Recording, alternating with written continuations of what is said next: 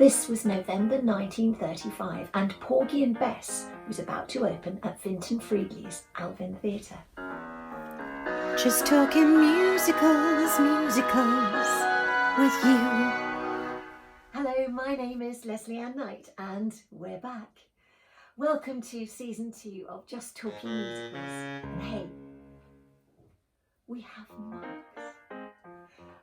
First off, Katie and I would like to say a huge thank you to everyone for supporting season 1. It was the best fun to make and it's fantastic to be back. Thank you for liking the episodes and of course for subscribing. So, what have we got in store for you for this season? Season 2 is going to take a look at the stories from behind 2 glorious landmark shows. We have an interview with the classically trained trumpet player Annette Brown, one of the most talented and charismatic musicians playing in the West End today.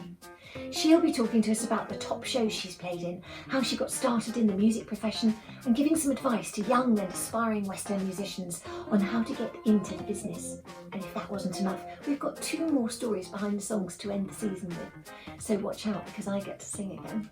Oh yes, and before we get started, I have a rather lovely book to show off to you. Here it is. It's called The Letters of Cole Porter and it was published at the end of 2019 by Yale University Press. It's not only been described as the first comprehensive collection of the letters of one of the most successful of American songwriters of the 20th century, but has also been hailed by Ira Gershwin's former assistant, the Drama Desk Special Award-winning Michael Feinstein, as revelatory.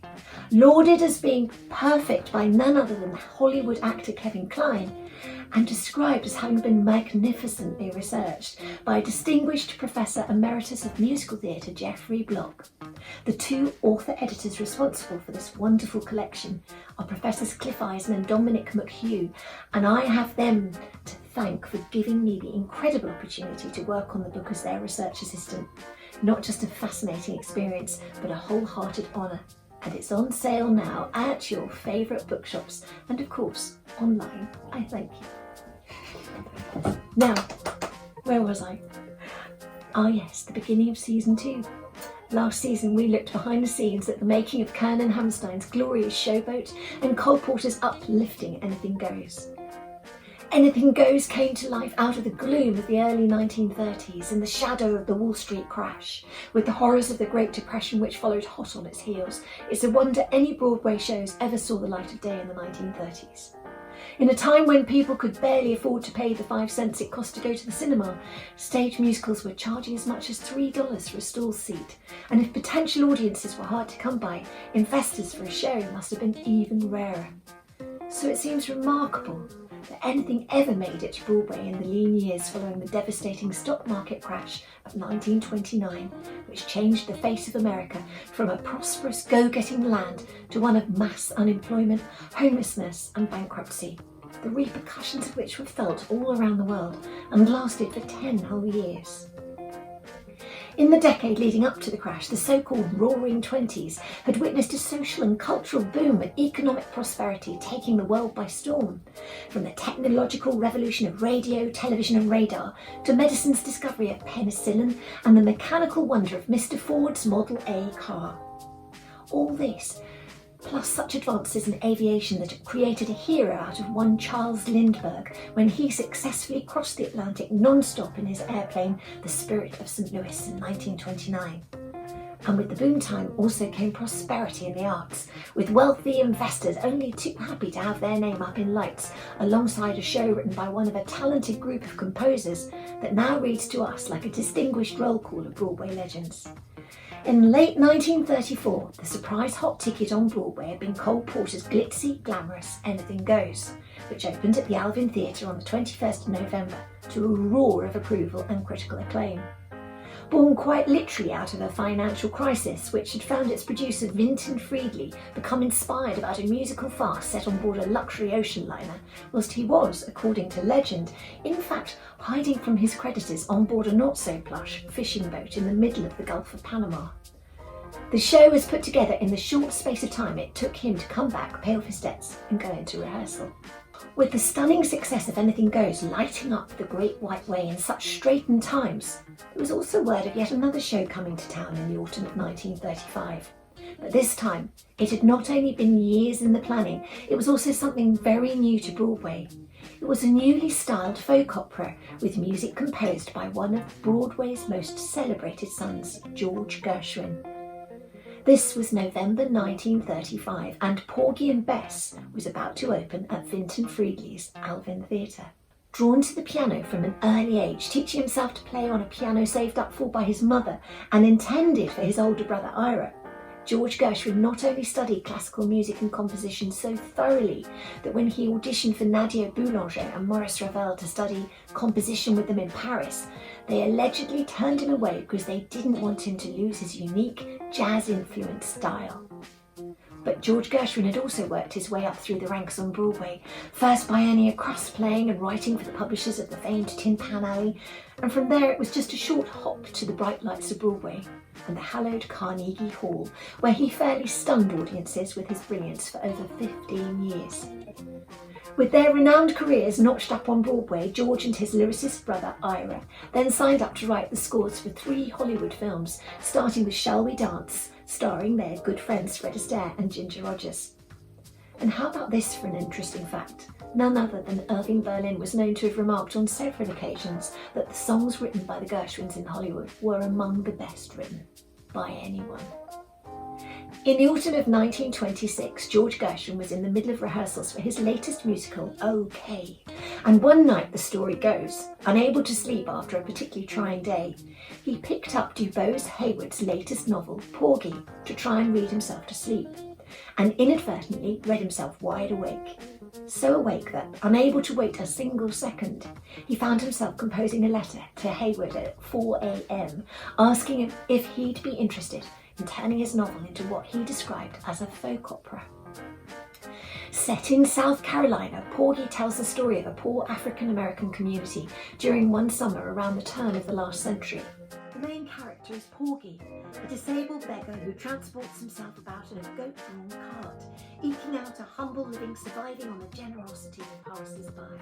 He lives in Catfish Row, a ramshackle old courtyard with a wide entrance gate on the outskirts of town, where the women go out and cook for the white folk by day, while their men work on the cotton wharves and plantations, and sometimes gamble their money away by night. The story unfolds in a series of cameos as we witness Porgy give shelter to the wife of a brutal murderer named Crown, who has left her to live on the streets as he runs from the law. Bess has lived not so much on her wits, but fallen by stages into a blurred life of violence and drugs at the hands of Crown. But with Porgy, she experiences a very unexpected world of care, consideration and love.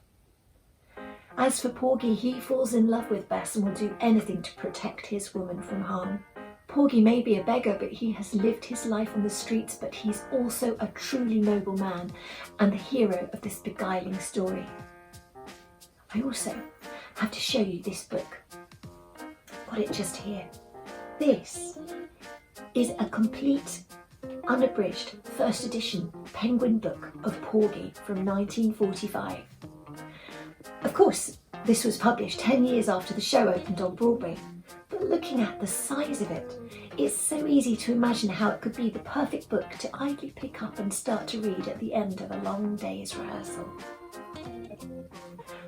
When Gershwin heard back from Hayward, it was not without some frustration to learn that although the author was very interested in working with him, his wife Dorothy had already begun work on turning the novel into a play, and that if possible, he wanted to see that completed first, and then consider the novel's transformation into Gershwin's folk opera. This was 1926, and so began a lengthy correspondence and a meeting of minds that was to continue until the early 1930s. After his initial burst of enthusiasm about the novel, it must surely have been hard for Gershwin to discover he would have to wait until the play had run its course. But he reassured the Haywards that this was fine, with Dorothy recalling in later years, "It was a great moment when George said there was plenty of room for both play and opera, and plenty of time. He wanted to spend years in study before composing his opera." And it must also have been handy in other respects, as Gershwin had a heavy workload lined up in the few years that followed that first correspondence.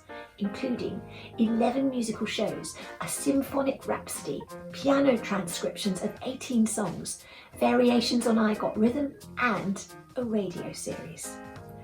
But it seems he genuinely wanted to develop his technique to ready himself for his opera, and the experience gained between 1926, when he was just 28 years old, to 1933, when he finally got to start work in earnest on the opera, would have laid the foundations for the work to come. Right, that's it for today. Next time, we'll unearth the mystery of why on earth George Gershwin turned down a generous offer from the Metropolitan Opera House and decided he would rather premiere his folk opera in a humble Broadway theatre. Forever after, to have musicals fans ask, is it a musical or an opera? Or is it now, all these years later, just fabulous as both? Thank you for joining us today. I'm Lesley Ann Knight. Behind the camera is the wonder that is this show's producer and director, Katie Ridout. Bonjour. Whoa! You can find Just Talking Musicals on Facebook, on Twitter, under the name of @Night and Ridout. And we now have a Just Talking Musicals website called, yes, you guessed it, justtalkingmusicals.com. And yes, and you know it, if you haven't already, don't forget to press the subscribe button for each new episode alert so you can bag the best front row seats for each new show. See you here again very soon for another instalment of Just Talking Musicals. Just talking musicals, musicals with you. I love that you still can't say subscribe. It's so long.